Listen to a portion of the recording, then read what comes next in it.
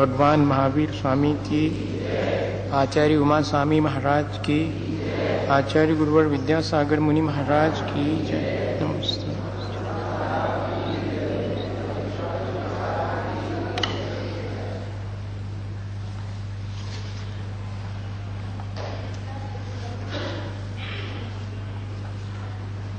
आज तत्वार्थ सूत्र जी का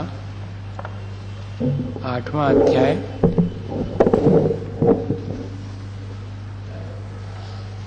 समझेंगे अपन।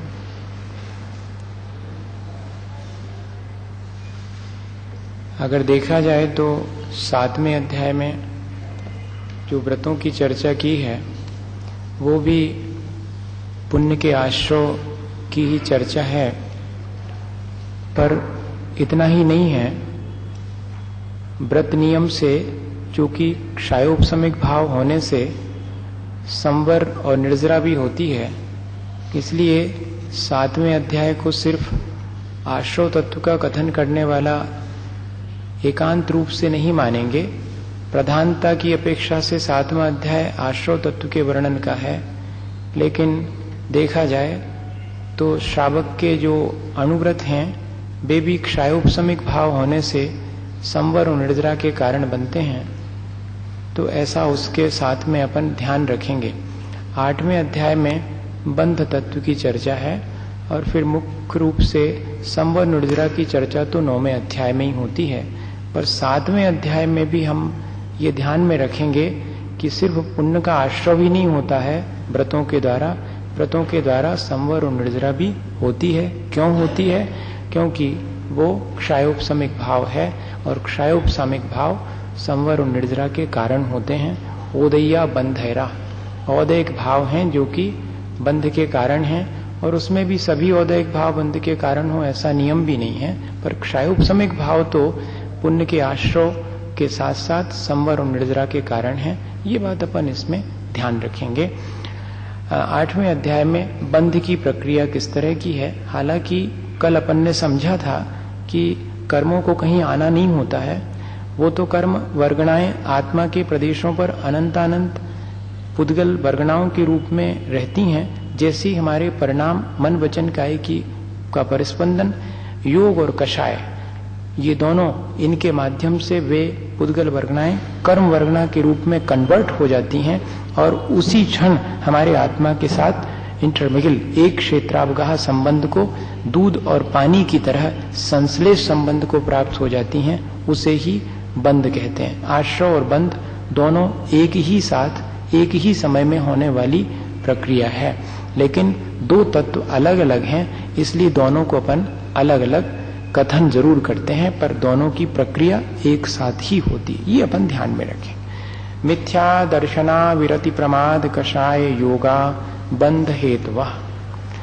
आचार्यों ने मिथ्या दर्शन, अविरति, प्रमाद, कषाय और योग इनको बंध का हेतु माना है, बंध का कारण माना है। पर एक बात इसमें बहुत गौर से समझने की है कि पहले गुण स्थान में मिथ्यात्व होता है, उस मिथ्यात्व के उदय में चूंकि मिथ्यात्व का बंध होता है, इस अपेक्षा से मिथ्या दर्शन को बंध का कारण लिखा है। वास्तव में देखा जाए तो मिथ्यात्व बंध का कारण नहीं बनता, ना आश्रय का कारण बनता है। आश्रय और बंध का तो योग और कषाय ये दोनों ही कारण बनते हैं। जैसे कि सम्यक दर्शन होने पर कुछ प्रकृतियां बंधती हैं, तो सम्यक दर्शन उन प्रकृतियों के बंध का कारण नहीं होता, बल्कि सम्यक दर्शन के होने पर उसके साथ जो कषाय भाव है और जैसी मन वचन काय की शुभ शुभ प्रवृत्ति है वो बंध में कारण बनती है। यहाँ पर गुण स्थान की अपेक्षा से इन बंध के हेतुओं की चर्चा की गई है। ये बड़ा कंफ्यूजिंग हो जाता है कई लोगों के लिए, क्योंकि अगर हम सर्वार्थ सिद्धि और अकलंक स्वामी तत्वार्थ राजवार्तिक में उनके चरणों में बैठ के ये बात समझेंगे तो समझ में आएगी। ऐसे सीधे सूत्र का अर्थ निकालने से तो कोई भी कह देगा कि मिथ्या दर्शन, अविरति, प्रमाद, कषाय और योग ये सब बंध के कारण लिखे हैं। तो इसको थोड़ा सा सूक्ष्मता से अपन को विचार करने के लिए ध्यान में रखना चाहिए कि मिथ्या दर्शन पहले गुण स्थान में है, उसके साथ जो मन वचन काय की क्रिया है और जो कषाय है वो स्थिति अनुभाग और प्रकृति प्रदेश, इन चारों प्रकार के बंध में कारण बनती है। मिथ्यात्व की उपस्थिति चूंकि मिथ्या दर्शन के बंध में कारण बनती है, या कि 16 प्रकृतियां मिथ्यात्व के उदय में बंधती हैं, इसलिए ऐसा कहा गया कि मिथ्या दर्शन भी बंध का कारण है। बस इतना मोटा मोटा रखना, ज्यादा बारीकी में जाने की आवश्यकता नहीं तो उलझन ही होती है, क्योंकि ज्ञान अपना उतना नहीं है, थोड़ा सा है जिस इतना ही समझने लायक है। और अविरति 3 तरह की होती है। एक अनंतानुबंधी संबंधी अविरति होती है, एक अप्रत्याख्यान संबंधी होती है, एक प्रत्याख्यान संबंधी अविरति होती है। ये तीनों प्रकार की अविरति कही गई। और प्रमाद ये गुण स्थान की अपेक्षा से लेंगे अपन, पहले गुण स्थान से और तीसरे गुण स्थान तक अनंतानुबंधी, फिर चौथे गुण स्थान में अनंतानुबंधी तो चली गई, अब प्रत्याख्यान रहेगी, 5वें में प्रत्याख्यान रहेगी। इस तरह से पहले से लेके 5 गुण स्थान अविरति के हैं, और 6ठे गुण स्थान में जो है वो फिर आ गई प्रमाद। 6ठा गुण स्थान प्रमाद की अपेक्षा से है, इसलिए प्रमाद भी बंध का हेतु है। और फिर उसके बाद कषाय, हालांकि कषाय से तो बंध होता ही है, पर यहाँ पर चूंकि गुणस्थान की अपेक्षा से कथन किया है, इसलिए पहले गुणस्थान में मिथ्या दर्शन, और उस मिथ्या दर्शन के साथ बाकी सब भी कारण रहेंगे। जहाँ मिथ्या दर्शन है वहाँ अविरति भी है, वहाँ प्रमाद भी है, वहाँ कषाय भी है, वहाँ योग भी है। ये 5 फैक्टर रहेंगे वहां पर जो बंध के हैं। और अब मिथ्यात्व चला गया तो अविरति, प्रमाद, कषाय और योग, ये 4 फैक्टर रहेंगे मिथ्यात्व के जाने के बाद। फिर उसके बाद प्रमाद, 6ठे गुण स्थान में जो मुनि महाराज हैं, उनके जो भी बंध होता है, आश्रय होता है, वो सब प्रमाद की वजह से होता। बाकी तो उनके अनंतानुबंधी, अप्रत्याख्यान, प्रत्याख्यान चली गई, मात्र प्रमाद है, वो भी संजुलन की तीव्रता का नाम प्रमाद है। और फिर संजुलन की मंदता जहां से होती, वहां से फिर अगला वाला दे दिया कषाय। जहां कषाय है वहां पर कषाय के साथ योग भी है। बाकी के 3 चले गए बंध के कारण। समझ रहे हैं आप? एकदम तो नहीं आएगा समझ में, हमको भी बहुत सारे साल लगे थे इतनी बात समझने में जो हम आपको बता रहे हैं, पर फिर भी इतना तो आप समझ लीजिएगा कि ये डायरेक्ट बंध के कारण नहीं है, इनकी प्रेजेंस में चूंकि बंध होता है इसलिए इनको भी बंध का कारण माना गया। ओरिजिनली तो बंध मन वचन काय की क्रिया से और कषायों से ही होते हैं, 4 प्रकार के बंध जो अपन आगे पढ़ेंगे। फिर कषाय कहां तक चलेगी? संजुलन कषाय 10वें गुण स्थान तक। तो 7वें, 8वें, 9वें और 10वें गुण स्थान में जो मेजर फैक्टर है संजुलन कषाय, उस संजुलन कषाय के द्वारा चूंकि बंध होता है इसलिए कषाय भी एक प्रत्यय है। और फिर अंत में 11वें, 12वें, 13वें में योग के माध्यम से बंध होता है, इसलिए एकमात्र योग रख दिया। देखो इस तरह से पहले गुण स्थान में मिथ्या दर्शन और उसके साथ बाकी के 4 प्रत्यय, और फिर उसके बाद चौथे गुण स्थान में जाकर के और जो अनंतानुबंधी जन अवृत्ति थी वो तो चली गई, लेकिन अभी प्रत्याख्यान अप्रत्याख्यान जन अवृत्ति है, इसलिए अवृत्ति भी है, तो अविरति है तो प्रमाद भी है, कषाय भी और योग भी है। 5वें गुण स्थान में भी 4 हैं, फिर 6ठे में जाकर के प्रमाद, कषाय और योग। अब ऊपर वाले 3 चले गए, फिर बाद में 7वें गुण स्थान से कषाय और योग, और 11वें, 12वें, 13वें में कषाय भी चली गई, मात्र योग। इस तरह से ये बंध के लिए अपने अपने गुण स्थान की अपेक्षा से कारण बनते हैं पहले वाले सूत्र में, इसलिए बंध के हेतुओं की चर्चा करी गई। अब आगे कहते हैं कि सकषायत्वा जीवः कर्मणो योग्यान पुद्गलान आदत्ते स बंधा। आप बंध के हेतु तो बता रहे हैं, लेकिन बंध कहते किसे हैं ये तो हमको अभी समझ में नहीं आया। तो कहते हम बताते हैं, कषाय सहित होने से जीव जो कर्मों के योग पुद्गलों को ग्रहण करता है उसका नाम बंध है।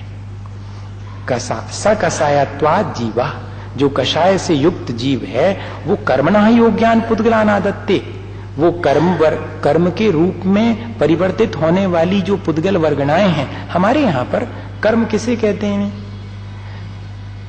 सब जगह जो किया जाता है वो कर्म, जो भोगा जाता है वो कर्म, जो बंधता है वो कर्म, ये 3 चीजें हैं सामान्य रूप से।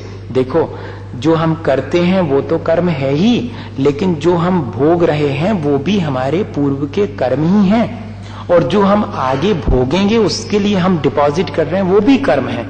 ये जो डिपॉजिट करते हैं हम, वो कैसे डिपॉजिट होता है? वो संस्कार के रूप में हमारे साथ बंध जाता। उन संस्कार को हम पुद्गल वर्गना के रूप में व्याख्यायित करते हैं। सूक्ष्म पुद्गल वर्गनाएं कर्म रूप में परिवर्तित होकर हमारे आत्मा के साथ दूध पानी की तरह एक क्षेत्रावगाह संबंध को प्राप्त हो जाती हैं। इसलिए ये जो सूक्ष्म पुद्गल वर्गनाएं हैं वो भी कर्म कहलाती हैं। जब इनका उदय आता है तब फिर हम उसका फल भोगते हैं, और फल भोगने में जैसा राग द्वेष परिणाम करते हैं उससे और नए कर्म बनते हैं। तो वो जो राग द्वेष परिणाम है वो तो भाव कर्म है, और ये जो सूक्ष्म वर्गनाएं हैं वो द्रव कर्म है। और भोगते किसके माध्यम से है कर्म का फल? इस शरीर के माध्यम। तो ये शरीर है नो कर्म। कर्म नहीं होते हुए भी कर्म का फल भोगने में कारण बनता है, इसलिए हमने इसको कह दिया नो कर्म। नो के यानी नॉट नहीं लेना यहां पर। नो के मायने हैं ईशत, थोड़ा। समझ रहे हैं आप? ईशत थोड़ा। कर्म जैसा ही काम कर रहा है, कर्म के फल को भोगने में ये कारण बनता है। बिना शरीर के तो अपन कर्म का फल भोग ही नहीं सकते, शरीर के साथ ही कर्म का फल भोगते हैं। इसलिए ये तीन चीजें ध्यान में रखें, द्रव्य कर्म, भाव कर्म और नो कर्म। यहां कह रहे हैं कि वो जो पुद्गल वर्गनाएं आकर के आत्मा के साथ एक क्षेत्रावगाह संबंध को प्राप्त होती हैं, वो यहां पर मुख्य रूप से बंध है। इस प्रकृति स्थित्यनुभव प्रदेशास तद्विधयः, ये जो बंध है वो चार प्रकार का है। प्रकृति, स्थिति, अनुभव या कि अनुभाग और प्रदेश। प्रकृति मतलब नेचर। कोई भी कर्म वर्गनाएं हमारे साथ आत्मा में जब आकर के चिपकती हैं, लग जाती हैं, हमें बंधन को प्राप्त हो जाती, तो उसी समय उनका अपना नेचर डिसाइड हो जाता है कि किस प्रकार की ये क्या करेंगी। ये ज्ञान को ढकने वाली हैं, दर्शन को ढकने वाली हैं, हमारे लिए सुख दुख में कारण बनने वाली हैं, हमारे शरीर के कंस्ट्रक्शन में कारण बन, किस प्रकार की हैं ये नेचर। जैसे कि गुणस का प्रकृति मधुरता, निम्बस का प्रकृति कटुकता। गुड़ का स्वभाव क्या है? मीठापन। और नीम का स्वभाव क्या है? कड़ुआपन। ये उसका स्वभाव है। इसी तरह से जो कर्म हमारे साथ बनते उनका भी स्वभाव डिसाइड हो जाता है, उसी को बोलते प्रकृति, उनका नेचर। और क्वांटिटी, कितने आएंगे और किसमें कितने कितने जाएंगे। आते तो एक साथ अनंत हैं, लेकिन उसमें से फिर बंटवारा होता है। ज्ञानावरण में कितने जाएंगे, दर्शनावरण में कितने जाएंगे, वेदनी मोहनी में कितने जाएंगे। ये जो क्वांटिटी है वो कहलाती है प्रदेश। कितनी मात्रा में कर्म किस रूप में बंध को प्राप्त हुए हैं, और फिर उनकी अपनी हमारे आत्मा के साथ कब तक अपने स्वभाव को नहीं छोड़ते हुए रहे आएंगे, वो कहलाती स्थिति, ड्यूरेशन। कितने समय तक वो रहे आएंगे और अपना फल देते रहेंगे। और फल देंगे तो फल किस प्रकार से देंगे? फ्रूटेशन। फ्रूटेशन के समय उनकी पोटेंशियलिटी क्या होगी, उनका अपना कहना चाहिए उनकी अपनी ताकत क्या होगी, वो कहलाता है अनुभाग। जैसे कि बकरी का दूध, गाय का दूध, भैंस का दूध, सब दूध है, लेकिन बकरी के दूध में घी निकालो कमती निकलेगा, गाय के में थोड़ा ज्यादा निकलेगा, भैंस के में और ज्यादा निकलेगा। ये क्या चीज है? ये उसकी ताकत। दूध की ताकत किस बात से मालूम पड़ती है? सफेदी से नहीं मालूम पड़ती, न गाढ़ेपन से मालूम पड़ती, कितना घी निकलेगा इससे मालूम पड़ती। ठीक इसी तरह से ये ध्यान में रखें अपन कि अपने कर्म हमें तीव्र मंद कैसा फल देंगे, ये डिसाइड हो जाता है कर्म के बंधते समय ही। इतनी चीजें हो जाती हैं। कैसे नेचर का होगा, कितनी क्वांटिटी में है, कितना उसका ड्यूरेशन है, कितनी उसकी पोटेंशियलिटी है, ये चार बातें बंध के समय चूंकि डिसाइड होती हैं, इसलिए बंध कितने प्रकार का हो गया? चार प्रकार का। ये चारों चीजें उसमें डिसाइड होती हैं उसी समय, इसलिए कह दिया। वैसे तो बंध एक ही प्रकार का है, पर ये चारों चीजें चूंकि उसमें अलग अलग रूप से देखने में आती हैं, इसलिए बंध के ही चार भेद कर दिए। अब जो है ये कह रहे हैं कि प्रकृति बंध कौन सा है? आपने कहा प्रकृति तो कितने प्रकार की प्रकृति है जो कर्मों में पड़ जाती है। तो वो भी कह रहे हैं हम, आद्यो ज्ञान दर्शनावरण वेदनीय मोहिनी आयुर्नाम गोत्रांतराया। ये जो है पहला प्रकृति बंध, आद्यो मतलब पहला, पहला कौन सा? प्रकृति बंध। प्रकृति बंध कितने प्रकार का है? 8 प्रकार का है।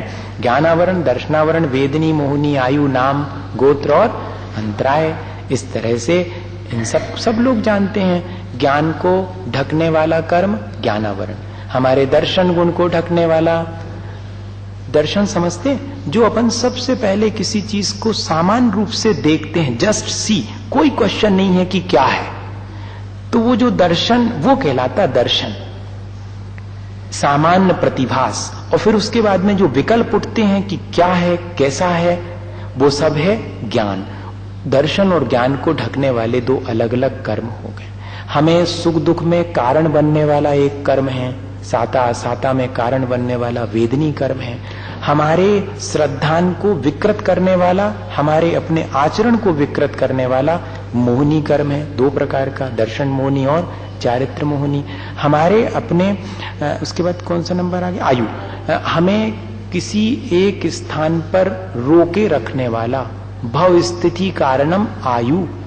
एक जगह हमें जैसे कि खूंटे से किसी को बांध दिया जाता है, तो ऐसे ही 60 साल के लिए बंध गए, अब 60 साल तक मनुष्य में ही रहना पड़ेगा। ये हो गई आयु।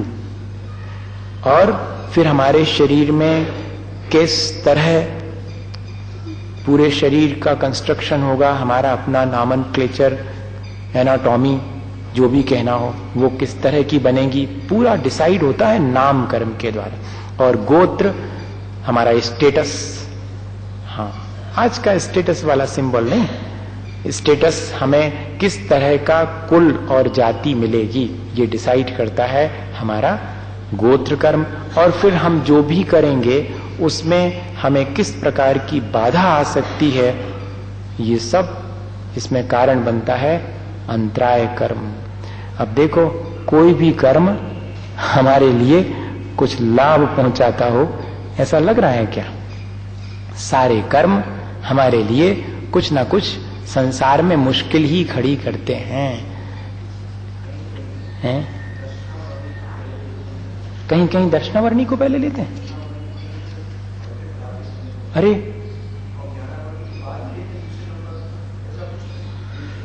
इसमें तो आचार्यों ने लिखा हुआ है कि क्रम जो बनाया है वो ज्ञानावरण और दर्शनावरण का ही क्रम बनाया है। और उसके बाद वेदनी रखा, फिर मोहिनी रखा। तो कहते हैं कि वेदनी को आपने क्यों बीच में रख दिया, घातिया कर्मों के बीच में? वेदनी तो अघातिया कर्म है, तब उसका तो जवाब दिया उन्होंने। लेकिन ज्ञानावरण को दर्शनावरण के पहले क्यों रखा और दर्शनावरण को बाद में क्यों रखा, इसके बारे में कोई कारण ऐसा स्पष्ट नहीं लिखा, पर क्रम यही आता है। जहां भी आता है ज्ञानावरण दर्शनावरण, पढ़ाने वाले ने कैसे दर्शनावरण को पहले बढ़ा दिया? क्षय की अपेक्षा से देखा जाए तो पहले जो है मोहिनी कर्म और फिर बाद में ज्ञानावरण, दर्शनावरण और अंतराय, ये क्रम से 3 हो जाते हैं। इस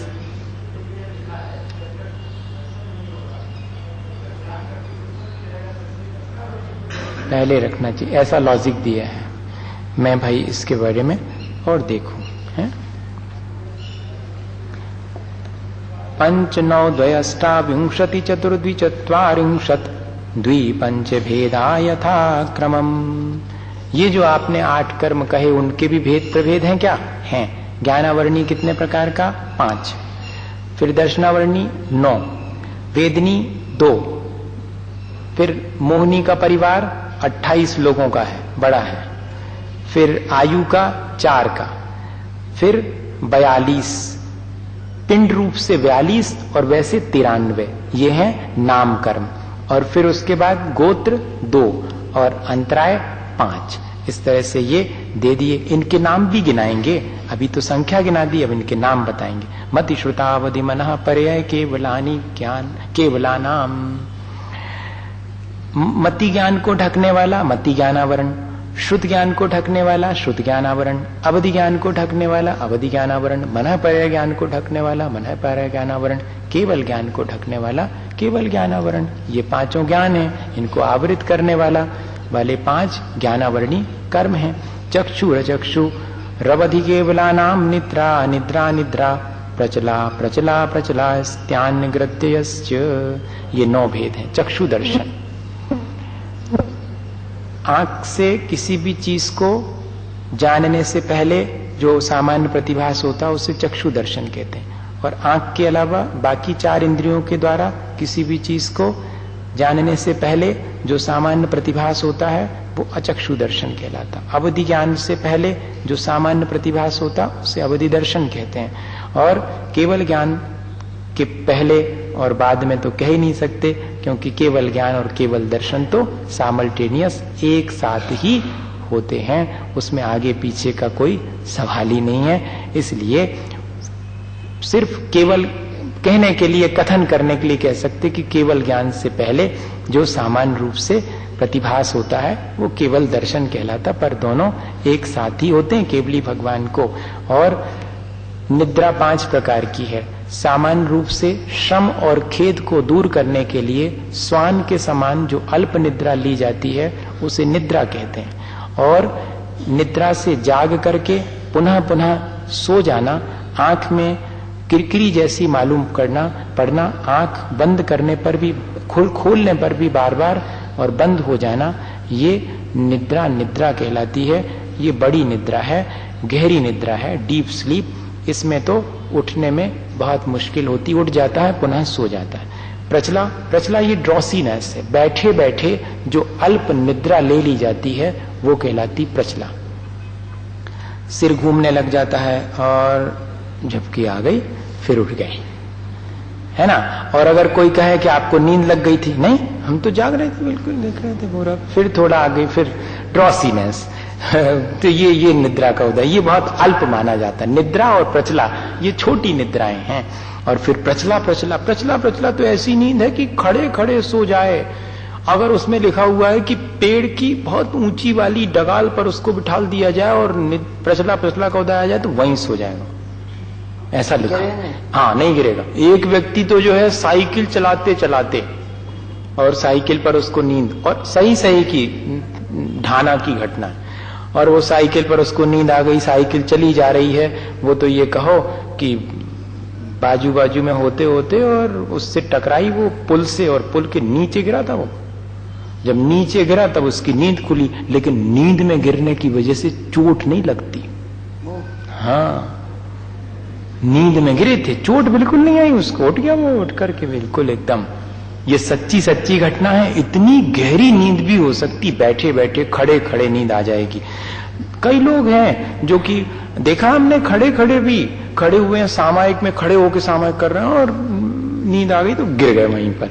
हाँ, इतने जोर से नींद आ जाती, ये प्रचला कहलाती।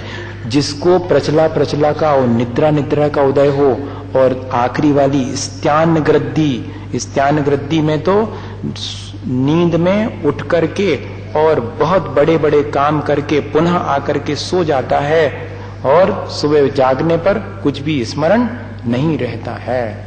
ये स्थान ग्रद्दी, अगर निद्रा प्रचला और स्थान ग्रद्दी का उदय हो तो मुनि दीक्षा नहीं मिलेगी।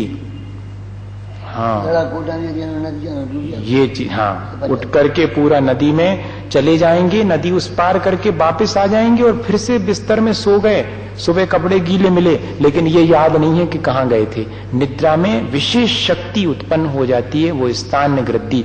इसको सोमनेबुलिज्म कहते हैं आज की भाषा में, नींद में चलने की आदत। ये स्थान, ये भी बताइए दर्शनावरणी कर्म है, इतना तीव्र। 5 प्रकार की निद्रा में से 2 ही निद्रा श्रम और खेद दूर करने के लिए अल्प जो शयन किया जाता है वो निद्रा और प्रचला, बैठे बैठे चाहे लेटे लेटे। सदसद वेद्ये, साता वेदनी असाता वेदनी के भेद से 2 प्रकार का वेदनी कर्म है।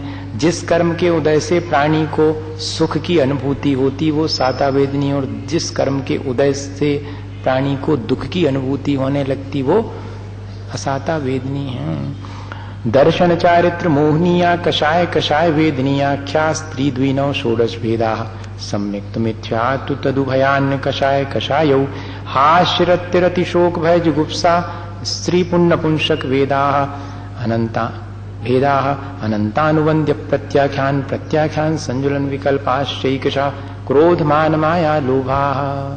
ये पूरा का पूरा दर्शन मोहिनी चारित्र मोहिनी, सामान्य रूप से मोहिनी कर्म का परिवार। दर्शन चारित्र मोहिनिया, दर्शन मोहिनी और चारित्र मोहिनी दो भेद हो गए।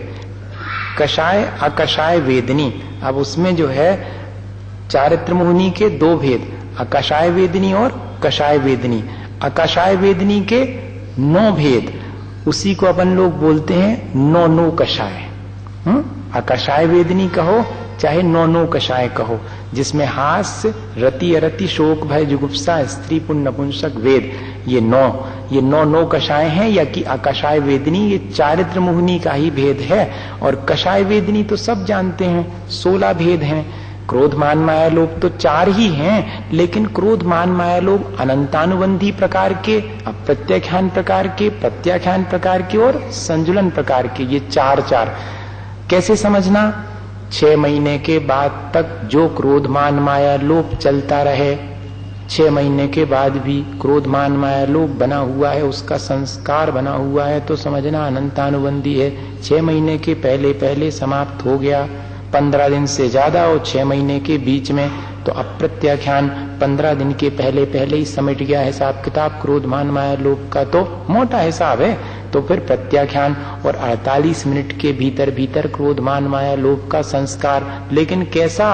किसी से क्रोधवश कोई बात कह दी और 48 मिनट के पहले पहले उससे क्षमा याचना भी कर ली, उसके बारे में मन में अब कोई दुर्भावना नहीं रहना, ये कहलाएगा अभाव। हाँ, बिल्कुल मन चित्त वैसा ही हो जाना चाहिए जैसा पहले था। ऐसा नहीं कि वो तो हमने तुम्हें माफ कर दो, तो मैंने हमें अभी याद है तुमने जो कचू कही थी, अब बताओ। अगर जी है आपके अंदर तो बहुत चलेगी, वो बहुत दिन तक चलेगी, फिर उसका फिर कोई पार नहीं है। उस बिल्कुल निर्मल चित्त बालक के समान भूल गए, कहो 5 मिनट पहले अच्छी मुक्का मुक्की हो गई और फिर बाद में 2 जने गले में हाथ डाले और घूम रहे, और उनके माता पिता 2 ने कहो बोलचाल बंद कर दी। जे है कषाय, इनकी तीव्र है और इनकी मंद है। ऐसा लेना, इसके लिए 16 भेद हो जाएंगे। उनकी अपनी किस तरह की वैरायटी है। क्रोध मान माया लोभ तो है ही, लेकिन उनकी अपनी अनंतानुबंधी प्रकार के हैं कि अप्रत्याख्यान की प्रत्याख्यान की संजुलन, ये इस तरह ये हो गया। और हमने एक चीज भूल गए, वो जो दर्शन मोहिनी थे उसके तो अपन ने भेद करे ही नहीं, सम्यक्त मिथ्यात्व और सम्यक मिथ्यात्व, ये ऊपर ही दिया था सबसे पहले। तो ये 3 भेद हो गए दर्शन मोहिनी के, और बाकी के 25 हो गए 16 कषाएं और 9 कषाएं, 25 हो गए चारित्र मोहिनी के और 3 हो गए, तो कुल मिलाकर कितने हो गए? 28 हो गए ना है?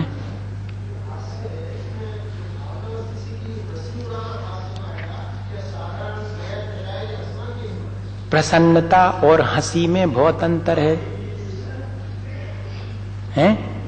हंसी और खुशी में जितना अंतर है, आप हमें हमारे ऊपर हंसो, हमें खुशी होगी, क्या मतलब? आप करो कषाय, हम नहीं करेंगे। खुशी या प्रसन्नता कषाय की अत्यंत मंदता है, और जो हास्य इत्यादि है वो कषाय की तीव्रता में ही होगा। हाँ, ये 9 कषाय किसी न किसी कषाय के साथ मान कषाय पूर्वक भी हंसते हैं, क्रोध के उदय में भी हंसते हैं व्यंग पूर्वक, देखा? हाँ, हो गया हास्य, कोई ना कोई लोभ की वजह से भी हास्य। चारों कषाय से हास्य का संबंध हो सकता है, और कषाय की मंदता है, अत्यंत निर्मल परिणाम है। प्रसन्नता है वो बिल्कुल अलग चीज है, वो हास्य नहीं कहलाएगा, इसलिए उसको प्रसन्नता अलग नाम दिया है, हास्य नाम नहीं दिया है। ये ध्यान में रखने का है? साता और असाता, केवली भगवान को दोनों रहते हैं, और फिर भी उनके साता के उदय बना रहता, असाता का उदय उनके लिए कोई कार्यकारी नहीं होता, उसका कोई काम नहीं होता, ऐसा कथन कहीं कहीं पर मेरे सुनने में आया। पर सामान्य रूप से अपन लोगों के लिए और साता और असाता का अंतर मुहूर्त में परिवर्तन होता रहता है। मैक्सिमम 6 महीने का काल है और मिनिमम जो है एक अंतर मुहूर्त तक साता और फिर उसके बाद में असाता। लेकिन दोनों कर्म एक साथ नहीं आएंगे, उदयावली में आ जाएंगे तो उदय में आने से पहले वे एक दूसरे में कन्वर्ट हो जाते हैं। साता का उदय है और असाता उदयावली में आ गई तो साता में कन्वर्ट होके आ जाएगी, और अगर असाता का उदय चल रहा है और साता उदयावली में प्रवेश करा दिया आपने तो उसी असाता में बदल करके फिर आ जाएगी। अपन को थोड़ा सा कष्ट होता है, उस कष्ट को अपने परिणामों से और बढ़ा लेते हैं, उसकी उदीर्णा करवा लेते हैं और संक्रमण करवा लेते हैं। ये थोड़ा सा माने भीतर चलने वाला काम है, इसलिए उसको अपन उस तरह समझें। एक साथ तो दोनों का उदय नहीं आएगा, जब भी आएगा तो एक का उदय आएगा, दूसरा उसमें कन्वर्ट होकर के आता चला जाएगा। इस तरह की प्रक्रिया है, एक साथ आने की बात नहीं है।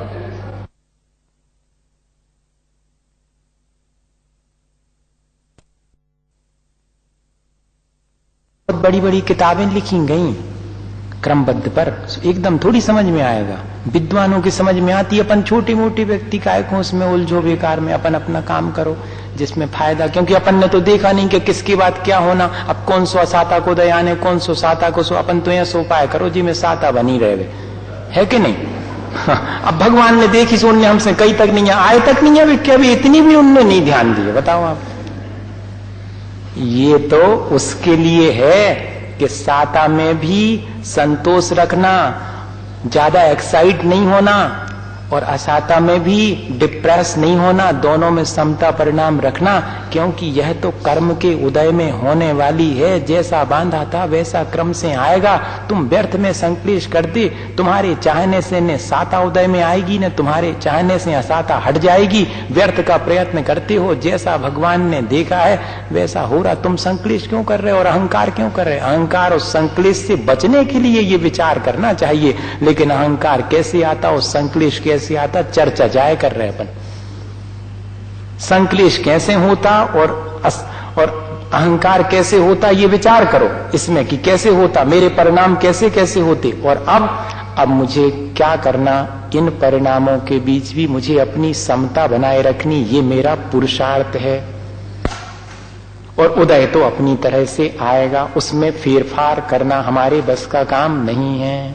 बस इतना ही है चर्चा। वैसे हमारे ख्याल से हमने ईमानदारी से आपकी बात का जवाब दे दिया, फिर भी और विचार कर लेंगे। अपनी बुद्धि में चोटी में इतनी आता है। अब देखो, नारक तैरक यो न मानुष दैवानी, आयु 4 प्रकार की होती हैं। नरक आयु, तिरंच आयु, मनुष्य आयु और देवायु।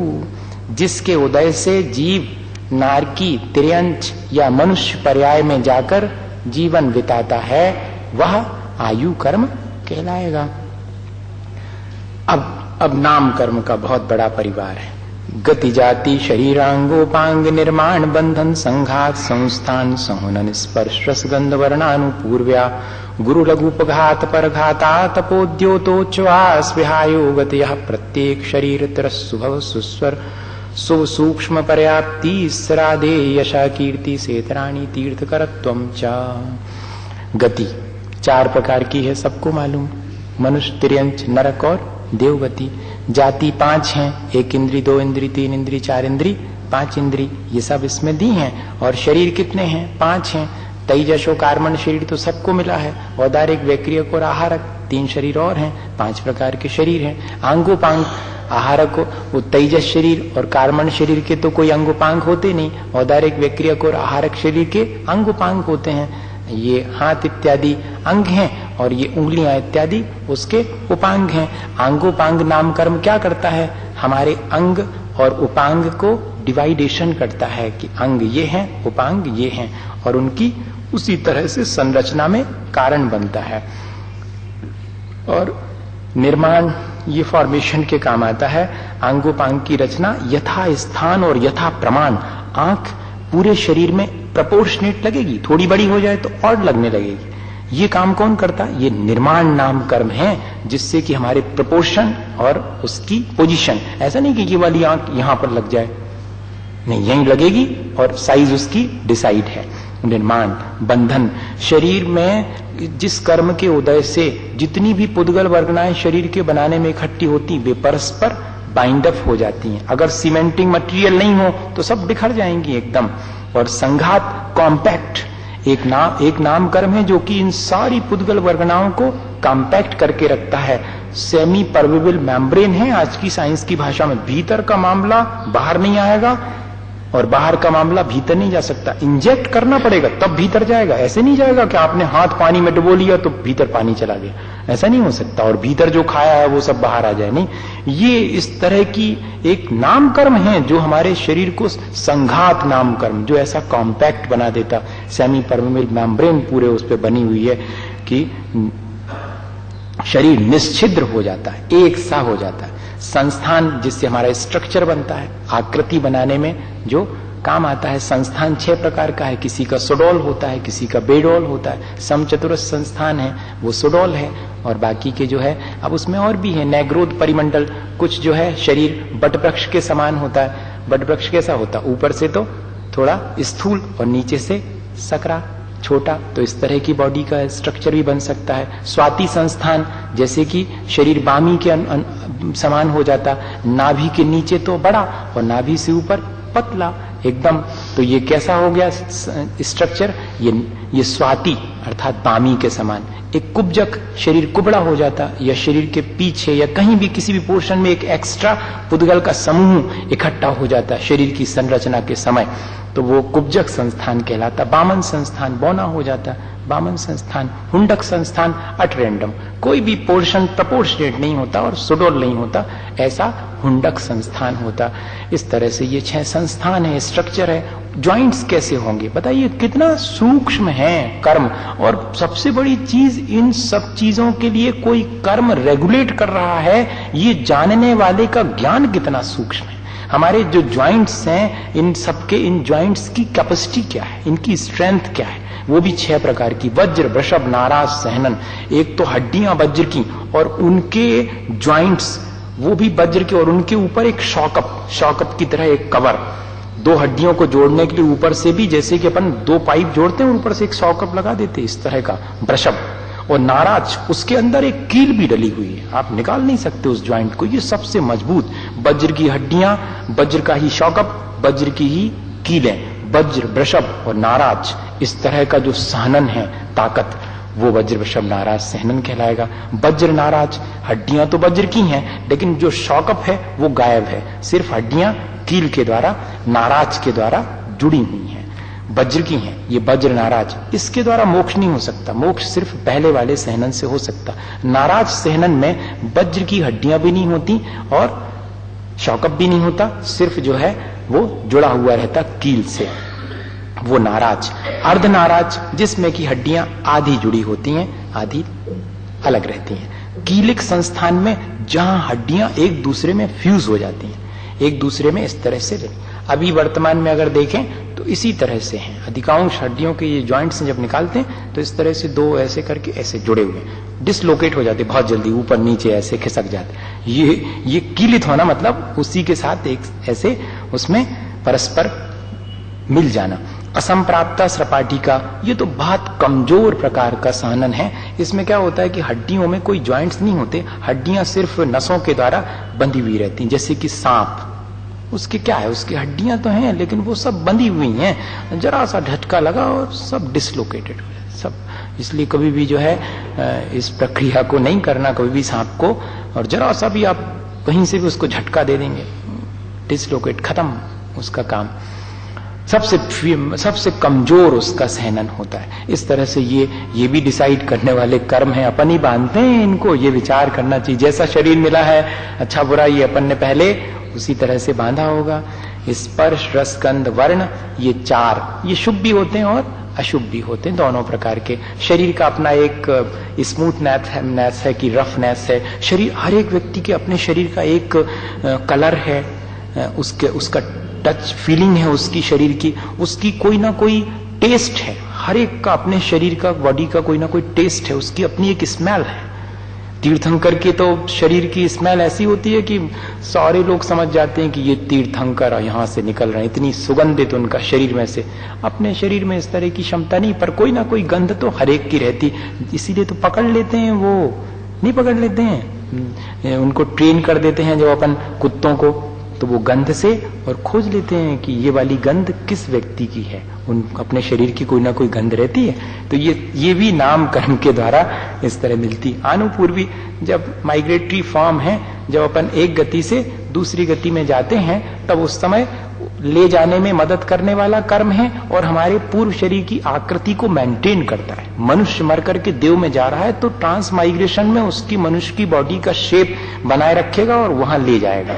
इसके लिए एक कर्म है, उसको बोलते आनुपूर्वी नाम कर्म। और एक अगुरु लघु कर्म है, जिससे कि हम इतने भारी नहीं है कि उठ बैठ नहीं सके और इतने हल्के नहीं है कि ऐसे हवा में उड़ जाएं। अगुरु अलघु इस तरह का एक कर्म है। उपघात, जिसके द्वारा जिसके उदय में शरीर में अपने ही अवयव ऐसे हो जाते हैं जिनसे कि अपना ही घात हो जाता। 12 सिंगा के सींग उसी का घात कर देते, चमड़ी गाय की पूंछ उसी का घात कर देती, जरा सी झाड़ी में अटक जाए वहीं खड़ी हो जाती। वो शेर भी आ जाए तो नहीं हिलेगी, उसको इतना प्रेम होता अपनी पूंछ से, एक बाल भी नहीं टूटना चाहिए अगर फंस गया तो। 12 सिंगा के बाल वो उलझ जाते हैं। ये सब क्या है? किसी व्यक्ति का बहुत बड़ा पेट हो जाता, उसी के लिए तकलीफदायक, उठना बैठना मुश्किल हो गया, इस तरह का। तो ये सब उपघात नाम कर्म है, जिससे कि अपने शरीर के अवयव ऐसे हो जाते जो अपने लिए ही हार्मफुल हैं, और परघात अपने शरीर के अवयव दूसरे के लिए हार्मफुल हो जाएं। जिस कर्म के उदय से ऐसे अवयव मिल जाते हैं, जैसे कि शेर के नाखून, ये दूसरे के लिए तकलीफ देने वाले हैं। इस तरह ये परघात नाम कर्म है। आतप, जिससे कि मूल में तो शरीर ठंडा होता है, लेकिन उससे निकलने वाली रेज गर्म होती हैं। जैसे कि सूर्य पृथ्वी का एक है, उसके आतप नाम कर्म का उदय है। मूल में तो सूर्य ठंडा है, लेकिन उससे जो रेज निकलती हैं वो हॉट, ये आतप नाम कर्म। इसी तरह से जिस शरीर तो ठंडा रहेगा, लेकिन जिसमें से चांदनी ठंडी किरणें निकलेंगी वो कहलाएगा उद्योत नाम कर्म। ये कई फिश में भी होते हैं। हाँ, पंचेंद्री जो एक इंद्री में तो होते ही हैं, लेकिन उद्योत नाम कर्म का वो होता ना एक जुगनू, जिसमें ऐसा चमक निकलती, वो क्या है? उसके उद्योत नाम कर्म का कुछ स्टार फिशेस होती हैं जिनमें कि इसी तरह से और वो चमक रहती, वो उद्योत नाम कर्म है। चंद्रमा में तो है ही। और उच्छ्वास रेस्पिरेशन की जो पावर है वो भी एक नाम कर्म है भैया। विहायो गति, विहायस बोलते हैं आकाश को। अपन लोग आकाश में ही चलते हैं अगर देखा जाए, ये तो अपन सिर्फ एक सहारा ले लेते हैं चलने के लिए, जमीन का जरा पैर टेकते हैं और फिर हवा में ही तो रखते हैं पैर। तो ये विहायो गति। अब ये 2 प्रकार की होती, भली भी होती बुरी भी होती। हाथी की चाल सुंदर मालूम पड़ती, ऊंट की चाल टेढ़ी मेढ़ी मालूम पड़ती, तो वो अप्रशस्त व्यायो गति, प्रशस्त व्यायो गति। हमारी चाल किस तरह की मिलेगी ये भी कर्म डिसाइड करता है। प्रत्येक शरीर, एक बॉडी का एक ही स्वामी जिस नाम कर्म के उदय से होता, वो प्रत्येक शरीर, और एक ही बॉडी मिली, कॉमन बॉडी, जिसमें कि 100 अनंत जीव राशि उत्पन्न होगी, वो साधारण शरीर कहलाता है। जैसे कि अपन देखते हैं कि अलगी, फंगाई, ये इतनी सारी फफूंद लग गई, अब एक ही बॉडी है और उसमें अनंत अनंत जीव राशि है। उसी के तो घात से बचने के लिए अपन जमीकंद वगैरह का त्याग करते हैं। क्यों करते हैं? कि उसमें एक शरीर है लेकिन अनंत अनंत जीव राशि, उसके भीतर अपना जन्म मरण रेस्पिरेशन सब कुछ उसी में चलता रहता, खाना पीना भी उसी एक के आश्रित, और एक श्वास में 18 बार उनका जन्म मरण होता रहता। ये सब साधारण शरीर, कॉमन बॉडी मिली बहुत सारे लोगों को, जिसको एक इंडिविजुअल अपने एक शरीर मिला। त्रस मोबाइल कहलाते हैं, जिसमें कि 2 इंद्री 3 इंद्री 4 इंद्री पर्याय मिलती, वो त्रस नाम कर्म कहलाता। जिससे 1 इंद्री की पर्याय मिलती है वो स्थावर नाम कर्म कहलाता। जिसके उदय से जीव सौभाग्यशाली होता, सबको प्रिय मालूम पड़ता है। शरीर अच्छा नहीं है, ओरिजिनली दिखने में अच्छा नहीं लगेगा, लेकिन उसके अगर सुभग नाम कर्म का उदय तो सबको प्रिय मालूम पड़ेगा, ये सुभग नाम कर्म। और दुर्भग नाम कर्म है, शरीर तो अत्यंत सुंदर है लेकिन कोई उसको पसंद नहीं करता, ये दुर्भग नाम कर्म का उदय है। दुर्भाग्य जहां चला जाएगा वहीं पर दूसरे को अप्रिय लगेगा। सुस्वर, अच्छी मधुर वाणी होना, सुस्वर नाम कर्म, और कर्कश वाणी हो जाती तो दुस्वर नाम कर्म, जिस कर्म के उदय में, ये भी कर्म के उदय से ही होता है। और कर्म के उदय से होता है ऐसा कहने पर बार बार ऐसा नहीं सोचना कि कोई और ने हमारे लिए ऐसा कर्म का उदय कर दिया है, नहीं, हम ही ने बांधा है, हम ही उसका फल भोगने के लिए मजबूर हैं। शुभ, ब्यूटी ऑफ द फॉर्म, जब शरीर के सारे अवयव अत्यंत प्रपोर्शनेट, और बहुत सुंदर दिखते हैं, तो जैसे कि गुलाब का फूल सबको सुंदर मालूम पड़ता है, उसके कौन सा शुभ नाम कर्म का उदय है उसके। और अशुभ नाम कर्म देखने में शरीर के अवयव सुंदर नहीं मालूम पड़ते हैं, वो अशुभ नाम कर्म है। सूक्ष्म और स्थूल ऐसा शरीर मिल जाता है जिस कर्म के उदय से, जिससे न स्वयं को बाधा होती है न दूसरे को बाधा होती। ऐसे जीव हैं इसमें ठसाठस भरे हुए हैं, सूक्ष्म जीव, एक इंद्रिय जीव, जो अपने शरीर में से भी इधर से उधर पार हो जाते हैं, अपन को पता ही नहीं लगेगा, ना वो अपन से बाधित होते ना वो अपन को बाधा देते हैं। ऐसा सूक्ष्म शरीर जिससे मिल जाता, वो सूक्ष्म नाम कर्म। स्थूल कोर्स बॉडी, ये अपन को जैसा मिला हुआ है स्थूल, जो दूसरे को भी बाधा बनता है, दूसरे से भी बाधित हो जाता है। पर्याप्ति वो कहलाती जिसमें कि हम अपने इंद्रियों को पूरा कर लेते हैं, अपने शरीर को पूरा बना लेते हैं, भाषा अगर मिलनी है तो भाषा पूरी कर लेते हैं। इन सब की क्षमता की पूर्णता का नाम पर्याप्ति है। जैसे कि रॉ मटेरियल अपन ने अपने मकान बनवाने के लिए रख लिया और फिर अपन ने मकान पूरा कंस्ट्रक्ट कर लिया तो कहलाएगा कि आपने कंप्लीट कर लिया। इसी तरह से शरीर के योग बनाने के योग आहार वर्गनाएं ग्रहण करते हैं और फिर उनके द्वारा इंद्रिय, शरीर, भाषा, मन, ये सारी चीजें जब अपन पूरी कर लेते हैं उसको बोलते पर्याप्ति नाम कर्म। और जिस कर्म के उदय से हम ये सब पूरी नहीं कर पाते हैं, वो बीच में ही मरण हो जाता है, वो अपर्याप्त नाम कहलाता।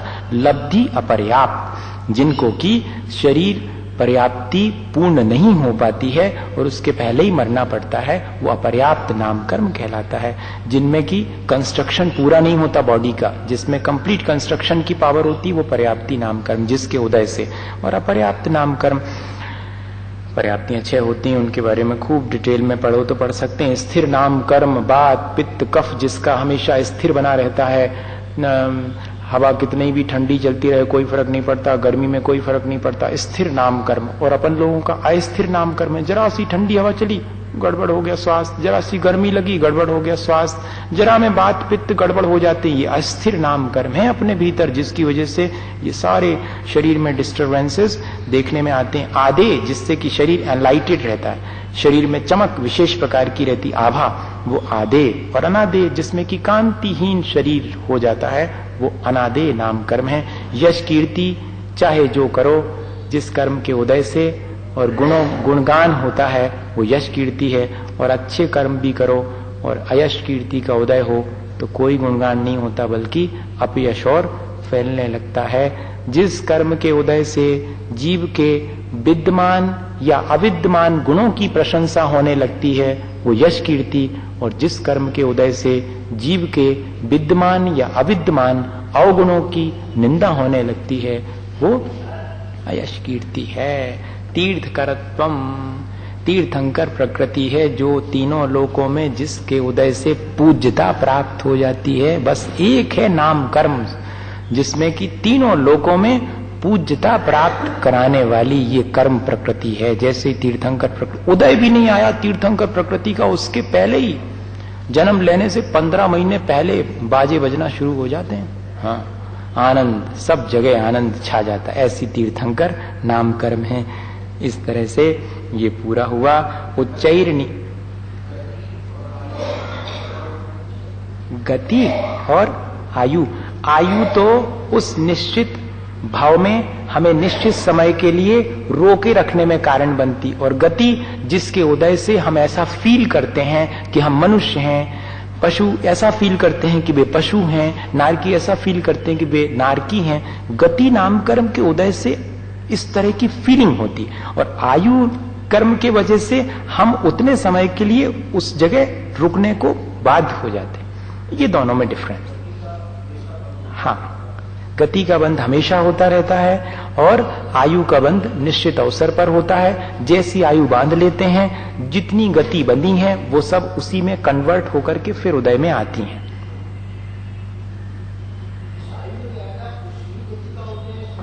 हाँ, संक्रमण हो जाएगा, चारों का एक दूसरे में संक्रमण होकर के और उदय में आता रहता है। अपन मनुष्य आयु भोग रहे हैं तो अपन के भीतर देवगति भी बंधी होगी, तिरंज गति बंधी होगी, पहले की बंधी होगी, सब डिपॉजिट में होगी। लेकिन अभी आएगी कौन सी उदय में? मनुष्य गति। सब कन्वर्ट होकर के और उसी में एक ही उसमें उदय में आएंगी। इस तरह से चलता है। उच्चैर नीचैश्च, गोत्र कर्म 2 प्रकार के हैं, उच्च गोत्र और नीच गोत्र। बढ़िया परिभाषा है। गुणों में श्रेष्ठ, पूज्य, धर्म परंपरा से युक्त कुल में उत्पन्न होना उच्च गोत्र कर्म के उदय से होता है, और लोक निंदित व्यसन से युक्त गर्हित कुल में उत्पन्न होने में जो निमित्त बनता है वो नीच गोत्र नाम कर्म का होता है। अपन ने समझ लिया कैसे बंधता है, वो भी समझ लिया। इसलिए उच्च गोत्र और नीच गोत्र में से नीच गोत्र ना बंधे, इस तरह का है। दोनों तरह का है। पहले नंबर तो उस कर्म के उदय में अपन को वैसा कुल मिलेगा जहां धर्म की परंपरा है। इसके बाद अब आपको अगर सब कुछ मिला, इसके बाद भी आप उपद्रव करो तो क्या होगा? बदल जाएगा, भीतर जो है संक्रमण हो जाएगा उसका, और उच्च कुल में पैदा होने के बाद भी नीचा आचरण करेंगे तो क्या माना जाएगा? इसलिए आचरण परक भी है और उत्पत्ति परक भी है, दोनों अर्थ दिए हैं। जिसका सदाचरण हो उच्च गोत्र, दुराचरण करता हो नीच गोत्र, एक परिभाषा ये भी है। और दूसरी उच्च कहना चाहिए जहां धर्म की परंपरा है, रत्नत्रय की परंपरा है, उस कुल में पैदा। अपन लोग कुल की अपेक्षा से तो उच्च कुल वाले हैं जहां रत्नत्रय की परंपरा है, लेकिन अगर नीचे आचरण करने लगे तो गोत्र के संक्रमण में देर नहीं लगने वाली। बाई वर्थ तो जो लेके आए थे कोई जरूरी नहीं है कि वैसे ही का वैसा और बना रहे। हालांकि आचार्य महाराज का ऐसा अपना विचार है कि इसमें संक्रमण की प्रक्रिया भी होती है। जो व्रती होते हैं उनके तो एकमात्र उच्च गोत्र का ही उदय रहता। हाँ, पंचम गुण स्थान हो गया, अगर सम्यक दर्शन होकर के व्रत ले लिए तो एकमात्र उच्च गोत्र, सम्यक दृष्टि के उच्च गोत्र का ही उदय होता है, नीच गोत्र का उदय नहीं होता। दान लाभ भोगोपभोग वीर्यानाम, अंतराय कर्म 5 प्रकार का है। दानांतराय, दान देने, जिस कर्म के उदय से दान देने के भाव होने पर, सरकमस्टेंसेस क्रिएट हो जाने पर भी दान नहीं दे पाते, वो दानांतराय कर्म। जिस कर्म के उदय में प्राप्त करने की इच्छा होते हुए भी कि मुझे लाभ हो, ऐसा भाव होने पर भी लाभ नहीं होता, वो लाभांतराय कर्म। ऐसी परिभाषा है इसकी, सीधी सीधी नहीं है। भोगांतराय, उपभोगांतराय भी, जिस कर्म के उदय से भोगने की इच्छा होते हुए भी और सामर्थ्य नहीं है भोगने की, भोग नहीं पाता। उपभोग की सामग्री होने पर भी उपभोग नहीं कर पाता। बहुत लोग हैं, खूब पैसा है लेकिन मूंग की दाल, बस उसका भी पानी, मूंग की दाल का पानी पियो बाबा, होगा तुम्हारे पास बहुत पुण्य। 50 लोगों को खाना खिला रहे हो, रोटी पूड़ी बढ़िया बढ़िया, खुद नहीं खा सकते, डायबिटिक। हाँ, है इस तरह का भोगांतराय, उपभोगांतराय, वीर्यांतराय। जिस कर्म के उदय से उत्साहित होने की इच्छा होते हुए भी, महाराज सोचते तो बहुत हैं कि शेखर जी की वंदना करे आवे, कि भगवान के तीर्थ दर्शन करे आवे, आपको आहार देले में अच्छो सब धर्म ध्यान करें, लेकिन होता ही नहीं। अब ये होता ही नहीं है तो क्यों नहीं होता? ये वीर्यांतराय कर्म का उदय है कि आपकी भावना होते हुए भी और आपसे हो नहीं पाएगा, आत्मशक्ति प्रकट नहीं होने देता। इसलिए ये विघ्न कर्णम अंतरायस्य, जो विघ्न में कारण होता वो अंतराय कर्म है, वो 5 प्रकार का है। अब जो है आपने ये तो बता दिया कि प्रकृति है, अब उसके बाद स्थिति बताओ कौन सा कर्म उदय में आने पर कितने समय तक अपना फल देता रहेगा, ड्यूरेशन। आदितस्त्रीणाम अंतरायस्य च त्रिंशत् सागरूपम कोटि कोट्यः परा स्थिति। आदि की 3, ज्ञानावरण, दर्शनावरण, वेदनी, और च अंतराय, इन सभी की उत्कृष्ट स्थिति कितनी है? 30 कोड़ा कोड़ी सागर। हाँ, 30 करोड़ में 30 करोड़ का गुणा करो, इतने, और उसमें सागर, इतने समय तक बंधा हुआ कर्म और अपना फल देता रहेगा। सप्ततिर मोहनीयस्य, मोहनी की उत्कृष्ट स्थिति कितनी है? 70 कोड़ा कोड़ी सागर, सबसे बड़ा बाबा है ये।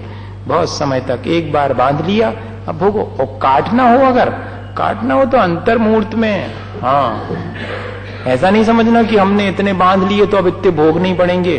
कमरे में अंधेरा बहुत वर्षों से भरा है, एक जरा सी रोशनी की किरण ले जानी है, सब खत्म हो जाता है।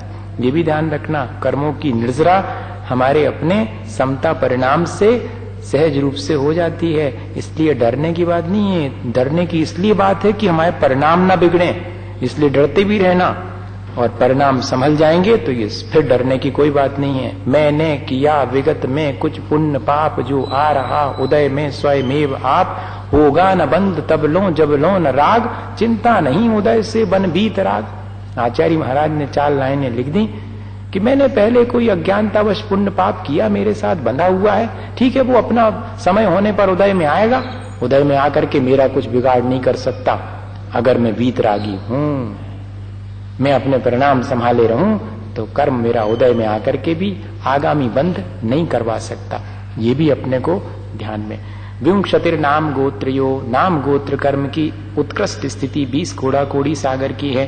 33 सागरोपमान्यायुष, आयु कर्म की उत्कृष्ट स्थिति 33 सागर, सर्वार सिद्धि और 7 में नरक, आयु कर्म अधिकतम। अपरा 12 मुहूर्ता वेदनीयश, वेदनी कर्म की जघन्य जो स्थिति है वो 8 मुहूर्त, 1 मुहूर्त 48 मिनट का होता, 8 मुहूर्त मिनिमम। नाम गोत्रियो रष्टौ, नाम और गोत्र कर्म की भी जघन्य स्थिति 8 मुहूर्त है।